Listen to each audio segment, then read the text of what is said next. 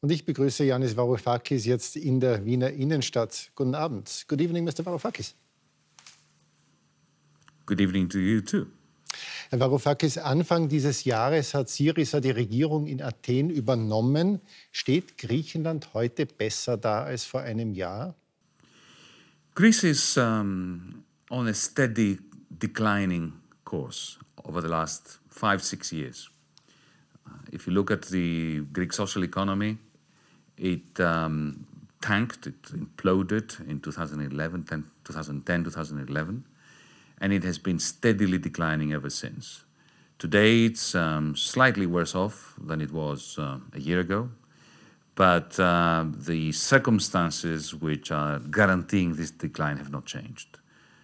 It's a very simple situation. We have a bankrupt state which took on the largest loan in history on conditions that shrink its income. And as you can imagine, this cannot end well. What we tried to do after our election was to renegotiate our agreement with the European Union and the International Monetary Fund in order to stabilize the situation. Unfortunately, we didn't manage to complete that renegotiation in a manner that would be propitious both to Greece and to Europe. Was hätte Premierminister Tsipras denn anders machen sollen? Oh, this is a very long discussion, but the main disagreement concerns, if you want, firstly, some concessions that were made regarding the primary surplus target. That is the agreement concerning the level of austerity in a broken economy. That happened sometime in May, but the most significant point of disagreement between myself and the Greek Prime Minister concerns the decision in July to sign a new memorandum of understanding, a new loan agreement that everybody knows is totally unsustainable. In other words, yet again, Greece found itself in a very curious situation where creditors imposed upon a bankrupt debtor a new loan under conditions that guaranteed that the creditors would not get their money back. I don't believe that the Prime Minister should have signed that. Aber was wäre denn passiert, wenn nicht unterschrieben hätte? Well, the European Union would have to end its gross denial of the unsustainability of the Greek program. Some rupture would have to take place, and I trust and hope that if we had shown resolve and simply looked in the eye our European partners, citizens primarily, and said to them, we're not going to take another loan from you under circumstances which guarantee that you're not going to get your money back. There would have to be a new form of agreement, a new different logic by which to deal with the situation. Everybody now knows that the Greek wound is continuing to fester. And 6 months' time, we're going to have even worse problems than we had 6 months ago. Aber heißt das, Tsipras war nicht mutig genug? I will never pass negative judgment on a friend and a comrade as a person. I will only comment on decisions and policies. Sie haben als Finanzminister durchrechnen lassen, was die Folgen eines Grexit wären. Warum ist Griechenland im Sommer nicht aus dem Euro ausgetreten? Because leaving a monetary union is not the same thing as exiting from a fixed exchange rate regime. So when in Italy and Britain exited the European exchange rate mechanism in the early 1990s, this was just a matter of making a decision overnight of severing the peg, linking the lira or the pound with the Deutschmark. Right? But when you're inside the monetary union, you don't have a currency to devalue. To get out, you have to create a currency to devalue it. But it takes months to create the currency. So this would be the equivalent of, let's say, Britain today announcing that it will devalue the pound 12 months before it does so. It would be catastrophic. Kann ein Grexit noch passieren? Oh, yes, of course. And I believe that it is the burning ambition of several finance ministers in the Eurogroup as we speak, one of whom is particularly powerful. Ich nehme an, Sie meinen Herrn Schäuble, aber rechnen Sie damit, dass ein Grexit passieren wird? We are at a moment of great indeterminacy and uncertainty. What will happen will depend on political decisions. There is no doubt speaking as an economist, that if we allow the Eurozone to proceed along the present lines, that the Eurozone will cease to exist. Who gets out of the Eurozone first is neither here nor there. It could be Greece, it could be somebody else. Possibly Greece, because it's the flimsiest part of this edifice. But what exactly will transpire, whether we manage to consolidate and pull this thing together, will depend on political decisions. And as you know, political decisions are impossible to predict. It's not like a physical, natural process where science can do its trick and forge decent predictions. War es ein Fehler, dass Griechenland dem Euro beigetreten ist? Of course. But of course it was a mistake, and I campaigned against that. I'm in a very curious situation. I lost lots of friends in the 1990s campaigning against Greece's entering the Eurozone, and more recently I've lost a lot of friends because I'm not in favor of getting out. But there is a logic and consistency to this. It's a union that was very badly designed. We should not have entered. I don't believe Austria should have entered. I don't believe anybody should have entered the way it was designed. It was very badly designed. But once you create it, the cost to all of us, north, south, east, west of the European Union, of dismantling it are tremendous. So we have a moral and a political duty to try to fix it. Sie waren nur ein halbes Jahr Finanzminister. Woran sind Sie als Politiker gescheitert? I don't consider my 5-6 months to be anything other than a continuation of what I've always done throughout my life. And that is to try to be consistent between my analysis and my actions. I stood in front of the Greek people in January 2015 and I asked for their vote, which they very graciously imparted, on the basis of a very simple promise, that if I were to become finance minister, I would not sign a loan agreement that was not viable. And in that sense, if you compare and contrast the objective and the promises behind my political campaign with the outcome, I think I can at least look at myself in the mirror and be confident that I did the right thing and that I did not make compromises which are illegitimate, politically corrupt and morally dubious. Sie haben sich durchaus kritisch über andere Finanzminister und über führende EU-Politiker geäußert. Haben Sie in Ihrer Zeit als Finanzminister eigentlich wichtige europäische Politiker kennengelernt, denen Sie vertrauen und die Sie beeindruckt haben? It's not so much a question of personal capacities. And by the way, I never made a comment about a single finance minister, a single politician. I dispute that. I commented very harshly on the organization of the European Union, the functioning of the Eurogroup, the fact that there are no written rules. It's not a formal organization.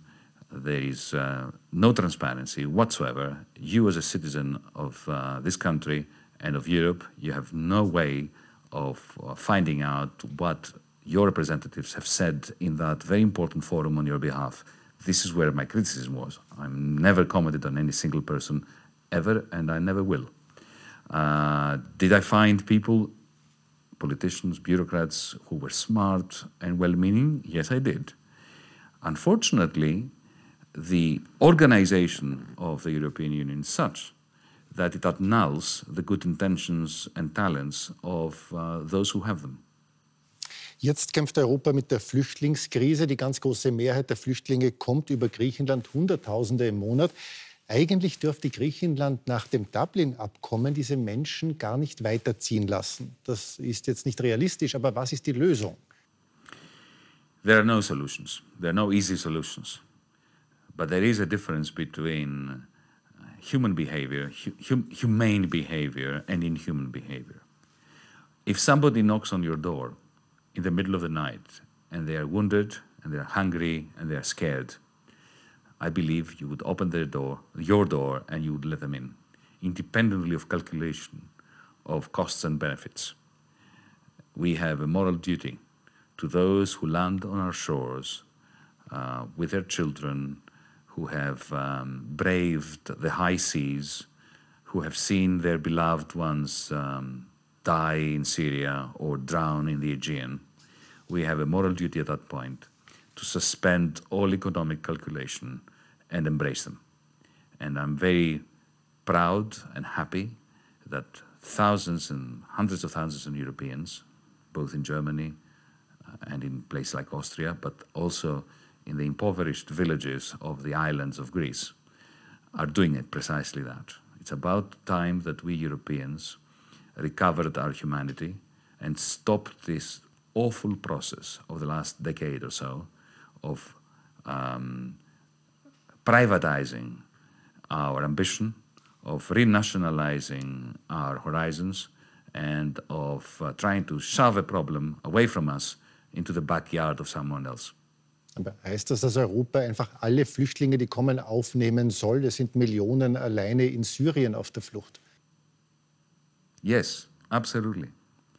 If somebody comes, is washed out of the sea on a ramshackle boat, their bodies floating around, what you do is you get a blanket and you wrap it around them.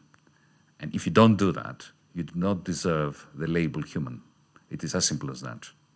Aber reden Sie sich da nicht leicht als griechischer Politiker? Durch Griechenland reisen die Flüchtlinge praktisch nur durch. Sie landen dann letztlich in Österreich, in Deutschland und Skandinavien. So what do you want us to do? Shoot them? Come on, let's recover some humanism in Europe. These are refugees. They are not coming because of economic opportunity. They're being shot at. In Europe, we've had lots of refugees in the last 2 centuries. We know what it means to be threatened, to be shot at, to be facing death every step of the way.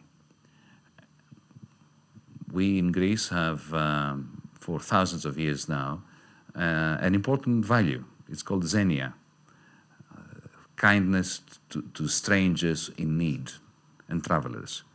If Europe cannot find it in itself to look at the people who are risking their lives and their children's lives in order to survive, to embrace them, then we will have lost our soul and we will have been incapable of looking after our own children.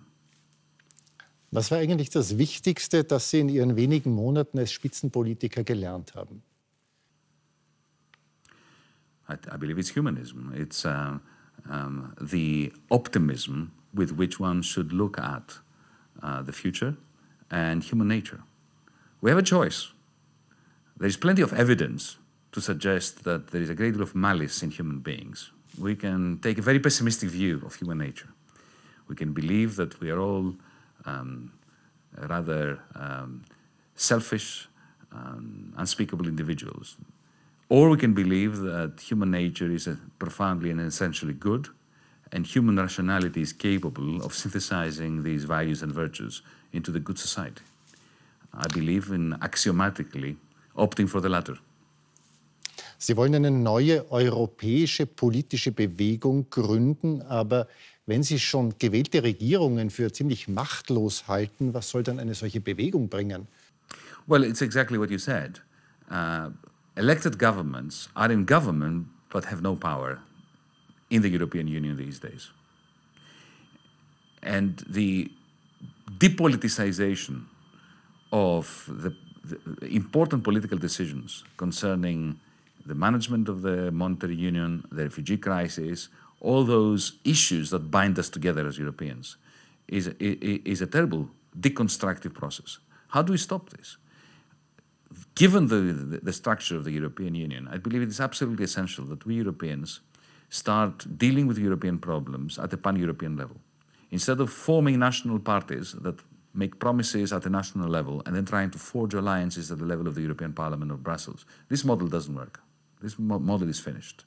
I've seen it in action. I can assure you, or at least this is my view, there is no prospect in solving our European problems in this manner.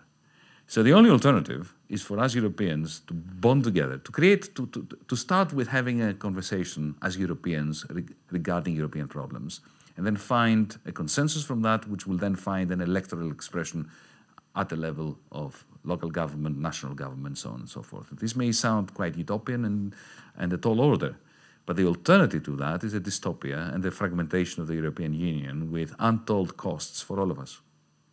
Mr. Varoufakis, thanks so much for taking your time. My pleasure.